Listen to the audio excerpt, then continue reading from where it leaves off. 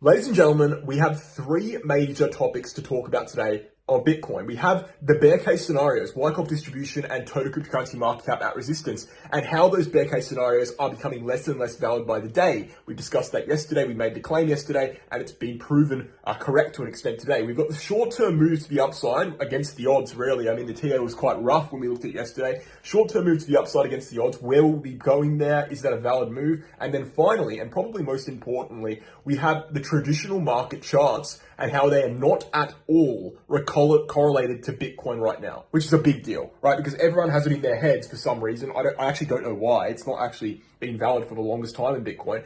Everyone has it in their heads that Bitcoin is directly correlated to traditional markets. If they go down, Bitcoin goes down. Simply incorrect. And we'll show you the charts in that regard today. And that actually supports the cyclical theory on Bitcoin quite a lot. So three major topics to get into. Let's get into them.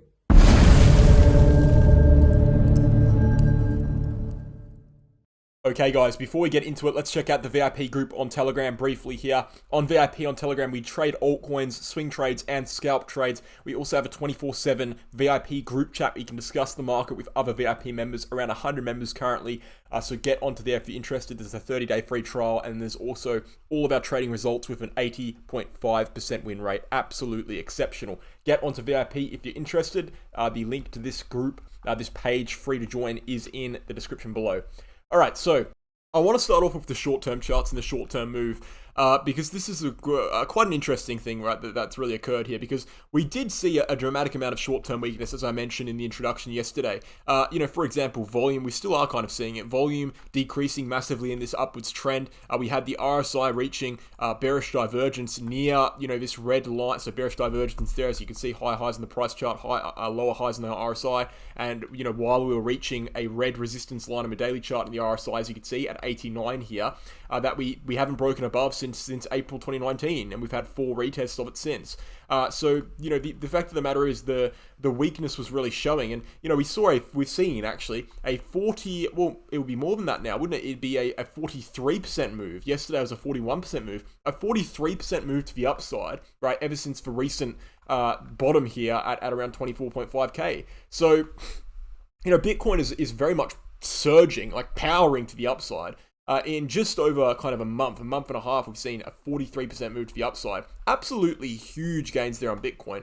And we can expect some sort of correction at some point, but it just seems like Bitcoin's not stopping. It seems like it's ignoring its TA to a certain extent. It's just powering through. Now, I want to make something very clear. The next major resistance zone we have on Bitcoin, in terms of major resistance, so actual big resistance, obviously there's many lines in between, but the next major resistance we have is really up here at 37.5k. So 37.5 to 38k, and right now we're at 35k. So realistically, if we're talking about major resistance zones, Bitcoin could be going all the way up to that level before rejecting and seeing correction. Now, I think it's very difficult to actually say what would happen here with Bitcoin in short term, because you have to remember the context of the situation. The context of the situation is that we've broken above, 32k, which is a line in the sand, really. And if we looked at volume profile historically, okay, it's changed now because we've seen consolidation around this level, but historically speaking, if we bring up the volume profile, we can see that historically, again, it's changed now, unfortunately, but historically we had a huge gap in the volume profile around this level where I'm circling right now. Look at the right-hand side of the screen. Huge gap in the volume profile, just above 32k, meaning that in this region, between 32k and 35k-ish, or even up here at 38k, which is the next major resistance is, there hasn't been much historical price action. And so it's not a surprise that we skipped through that level, because historical price action in a certain price range is basically the main founding reason of why resistance and support exists. So if there's no resistance and support, you just move through it like a slice of butter, like slicing butter, I should say. So, it's not surprising that Bitcoin has seen such swift moves in this price region since 32k. It's not surprising, but it certainly doesn't make it easy for us on a short-term basis. Now, we actually did see the structure on Bitcoin flip into a bullish structure before the breakout, interestingly enough. On the FOMC decision, so we saw FOMC, it led to this wick here. By the way, FOMC was no more rate hikes on FOMC. It's paused, and now we are actually expecting potentially further pauses in the future. you know, a 77% probability. So basically, we saw FOMC occur. It led to quite, you know, small amount of price action. It wasn't very major, and it's not very major anymore at all because we're going to get into that in a second. Traditional markets don't really matter to Bitcoin that much at this point. But, you know, we saw a pump because of FOMC and actually formed something resembling an ascending triangle formation rather than previously it was resembling a pennant formation. So we formed an ascending triangle, which is a more bullish formation, obviously.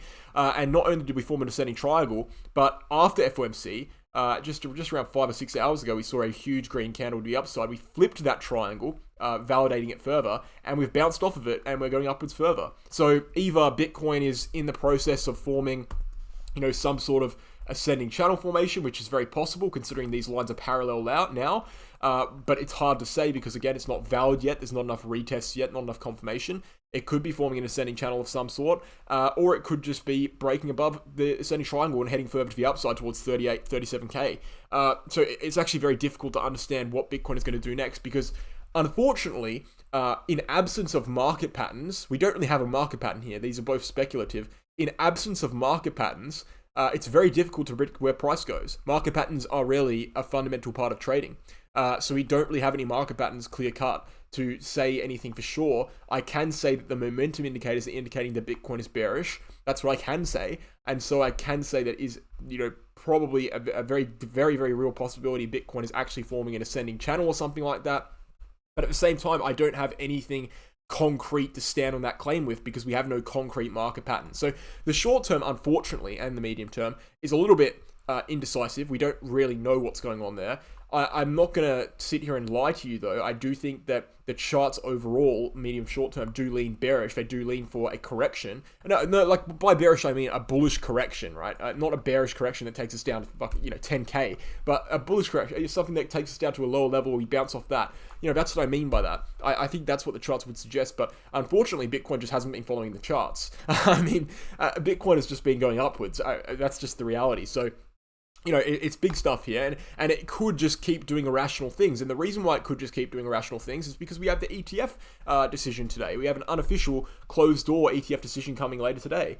We have Grayscale, who kind of had a lawsuit with the SEC. After the SEC rejected their application, they filed a lawsuit with the SEC, and they basically said, you guys had no reason to reject the application for a spot ETF, and they won the lawsuit, and now the SEC today is reviewing that application once more. So if we see an approval of the Grayscale ETF application, which could be a justification for this recent move to the upside, by the way, then this chart is going to get even more erratic and will probably just surge to the upside from there. Now, on the other hand, if we see a delay, it would probably just go sideways and keep doing what it's doing. And follow TA, but if we see a rejection, you know, God forbid we see a rejection there, the price could get very, very rough very, very quickly, and we'd be testing that 32k level within probably a couple hours. I mean, realistically, you know, we've seen how fast the price can move on ETF news before. You know, we saw it over here and this big candle here during this scam candle. So it wouldn't be surprising to see something big there. So basically what I'm saying to you is this: short and medium term, they are technically leaning bearish as per the charts, but given the fact that we have a big decision coming up with ETFs today, it could very well keep going on irrationally. And if that ETF is approved, of course, then we'll see a pump to the upside. I mean, there's no doubt about that, right? So it could be big. You know, today could be big. I've just kind of brushed over that point, but today could be very, very big from that ETF news. So that's the first topic of the video. Let's move into the second one now. So to clarify, we have this topic here, which is the bear case scenarios for Bitcoin, and then we have the topic coming up after this, which is the S&P 500, traditional markets, DXY, and the big market shift that's occurred there. It's a very important topic. You should stick around from that as well. But we'll start with this one. These are the bear case scenarios for Bitcoin. At the moment, we have a bear case scenario in that Bitcoin has broken above its major resistance zone between 32k, around that price region, the green box here, while the total cryptocurrency market cap is still at its major resistance zone. And so people have used this for a reason why, you know, total cryptocurrency market cap will reject, and hence Bitcoin will come back down. That's kind of what they've been saying. I would say this doesn't hold a massive degree of validity, just first, you know, straight up, because I believe that, you know, we've seen deviations before. For example, when Bitcoin broke below this green box, June 6th, the total cryptocurrency market cap had already broken below it a week or two before. So the fact of the matter is, we see Bitcoin lead the way. We see total cryptocurrency market cap lead the way at separate points in the market cycle. This is just one of those points occurring again. I do believe that the total cryptocurrency market cap will eventually surge above this red line. I don't believe this will be a threat for Bitcoin, but it is something to keep an eye on because we haven't seen it yet. Okay, so technically we are still at resistance. And so we can't really discount it yet, but it's not something I don't think it's overly concerning at this point.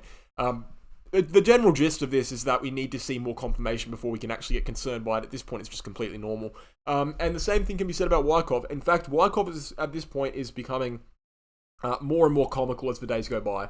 Okay, because in Wyckoff distribution, which is basically what the Bears said, the Bears have been saying for a couple of weeks now, or about a week now, that Bitcoin actually is in Wyckoff distribution. This entire move above 32K is a fake out. They've been saying that as per Wyckoff distribution, you see 3 separate peaks and then you go downwards from there. Well, unfortunately, I think we're getting past the point of validity on that regard. The 3 separate peaks of Wyckoff, as you can see in this photo here, are meant to be of equal distance apart from each other.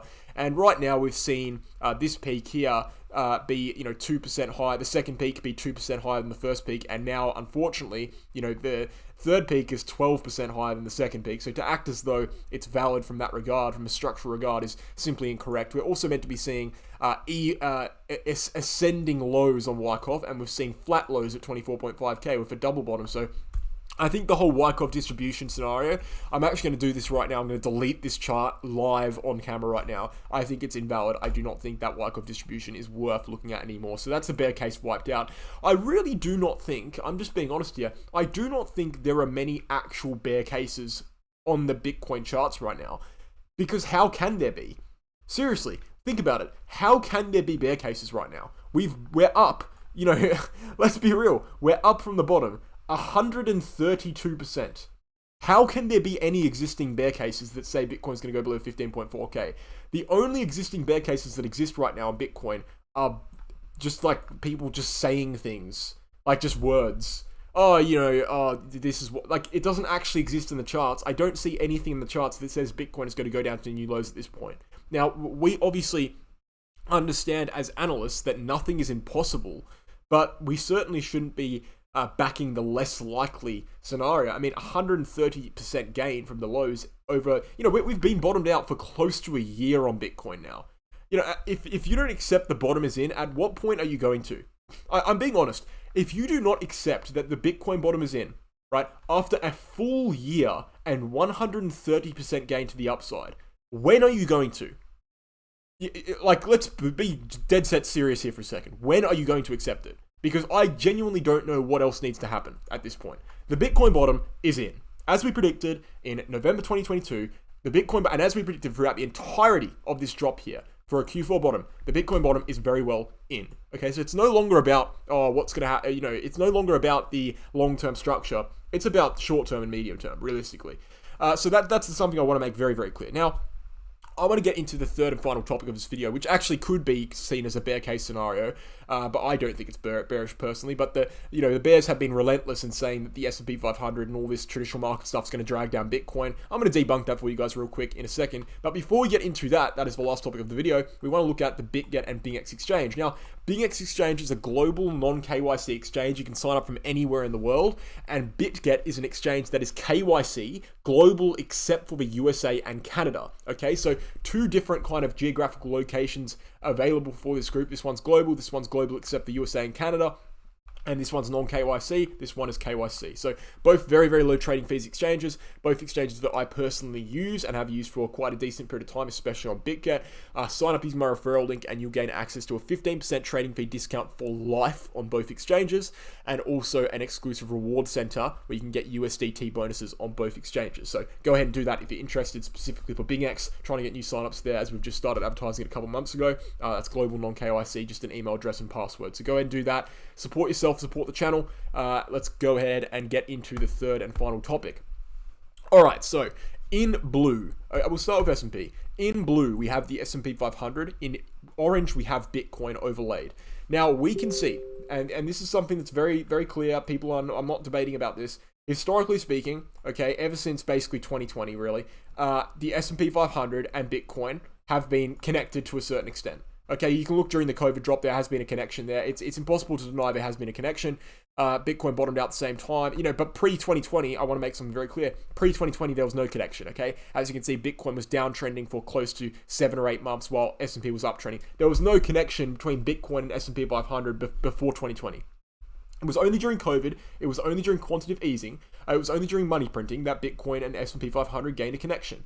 And unfortunately, most people in crypto have kind of come to crypto since 2020, between now and 2020. So they kind of only know a market in which the S&P it controls Bitcoin. But it's simply not the case anymore. Okay, so we've seen this. Look, it's hard to say it's not the case because we haven't seen long enough periods of it not being the case. But I'll explain it a bit further because I'm kind of confusing myself here by speaking too much. What I'll say is this: historically, when Bitcoin goes upwards, S&P 500 goes upwards. That's the historical trend, and vice versa. Okay, it's not necessarily the S&P drags Bitcoin upwards or Bitcoin drags the S&P 500 upwards. It's just kind of the same economic factors lead to them both going upwards at the same period of time. That's more what it is. So it's a correlation, not necessarily a connection. And we've seen, upwards at the same time, downwards at the same time, upwards at the same time. We've seen downwards at the same time here. But if you look most recently, okay, you look specifically since kind of, almost over here since basically April, right? April 2023, which is actually a significant period of time, okay? Because that's 7 months ago. So I know some people think April wasn't that long ago. 7 months is quite a long time. We have not seen a connection, right, between Bitcoin and the S&P 500 clearly on the charts for over 7 months. Because we topped out here in April. We went sideways all the way until just a couple of weeks ago. While the S&P 500 went upwards and down, we went sideways. So no effect on the Bitcoin chart was given by the S&P. And as of most recently, right, since early September, we have surged massively to the upside on Bitcoin. 43% moved to the upside as we looked at before. Okay, and the S&P 500 has gone downwards massively, right, going down all the way from 4,500 to 4,100. So there's been actually a reverse correlation there. So what we've actually seen over the last close to a year, really, I mean, if we're being realistic, close to a year, okay, is the correlation between S&P 500 and Bitcoin that's only existed since 2020, really diminished down to almost a reverse correlation. And so what that means is that Bitcoin is dramatically independent now. Same can be said about DXY. All right, the DXY is something that's reverse correlated to Bitcoin. When the DXY goes down, Bitcoin is meant to go upwards. That has happened historically, okay? But as of right now, as you can see on the chart, in the last year or so, it's been muzzled up. It's not been the same as what it has been before. So on both S&P 500 and DXY, very important traditional market charts, we've seen in the last year or so, realistically the last 7 or 8 months, more precisely, Bitcoin gain a huge amount of independence, even to the point of reverse correlation. And so this means that Bitcoin is more free and more independent to follow its 4-year cycle theory rather than be influenced by external macro factors. And the 4-year cycle theory on Bitcoin, as we know, predicts a top on Bitcoin in October 2025. And until then, we will not see a new market bottom. So that's very bullish on a Bitcoin cyclical level. So I want to make that very clear. Traditional markets, as of right now, it could change in the future, are not affecting Bitcoin almost at all. In fact, they're almost reverse correlated. So let's recap what I said in this video, right? First topic, short-term move. Short-term is very hard to say much about. It was bearish. It still is bearish on a momentum level. We're just going to have to wait for the ETF decision, for example. There could be more irrationalities in the price action. ETF's decision might be very, very big tonight, might be very, very bad or very, very good or just neutral in general. And that would hopefully give us some clarity and bring some logic back to the short-term charts. The bear case scenarios on Bitcoin are basically non-existent at this point in terms of long-term bear case scenarios. Traditional markets, total cryptocurrency market cap is still at resistance. It's worth noting that. We can't just ignore it, but it's not as major as some people think it would be. And then finally, traditional markets are not as correlated to Bitcoin as they were in the past, and Bitcoin has gained a massive amount of independence, which gives it more room to do what it should be doing on a cyclical level. So overall, I think the Bitcoin charts look decent. Short term, again, is up in the air. It really depends on a lot of factors that's going to happen over the next 24 hours with ETFs. And also just would love to see some logic in the short term for once. I mean, realistically, man, as a trader, and you can speak to any trader who's being honest with you, in this entire price range we've seen since basically March this year, it's been very difficult to predict the Bitcoin short-term price action. Medium-term's different story. It's been easy to identify the medium-term ranges, the bounces, the swings, etc. But short-term price action's just been an absolute joke in 2023.